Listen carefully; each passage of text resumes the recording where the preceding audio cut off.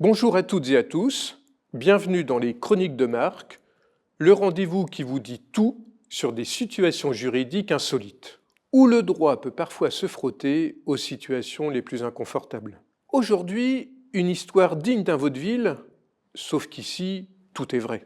Monsieur X, marié 3 fois, décède en 2024. Sa dernière épouse, Madame Y, hérite de l'usufruit sur la totalité de la succession.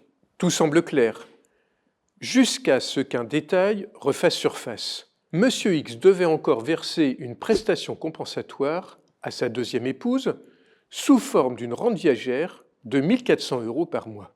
Et là, surprise, au décès du mari, cette rente ne disparaît pas.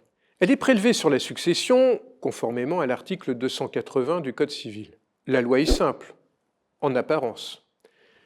La prestation compensatoire, qu'elle soit versée en capital ou en rente, est due par la succession du défunt, est donc répartie entre tous les héritiers dans la limite de l'actif successoral. Mais il existe une subtilité. Les héritiers peuvent choisir de maintenir la rente telle qu'elle, en continuant à la payer eux-mêmes. Une décision rare, mais parfois utile pour éviter la vente précipitée des biens ou profiter d'une déduction fiscale sur les revenus. Et la veuve dans tout ça? Madame Y, en tant que légataire universel, pensait logiquement être épargnée. Mais non.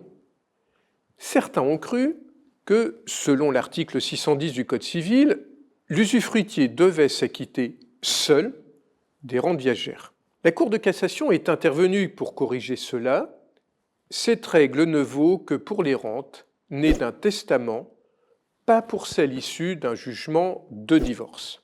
En clair, Madame Y ne paiera pas seule, mais contribuera à la hauteur de son usufruit aux côtés des autres héritiers. Une solution plus équitable, mais qui laisse tout de même un goût amer.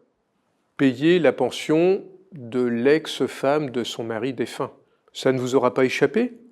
Le droit ne manque pas d'humour noir. Quand le mariage se termine, les rentes continuent de courir, même après la mort. Alors, avant de dire oui à un troisième mariage, peut-être vaut-il mieux vérifier que le passé du conjoint n'a pas encore des mensualités en cours. En espérant que cette chronique vous a éclairé, je vous retrouve très bientôt pour un nouvel épisode des Chroniques de Marc. Et d'ici là, restons connectés. Abonnez-vous à notre page pour ne rien manquer de notre actualité. À très bientôt.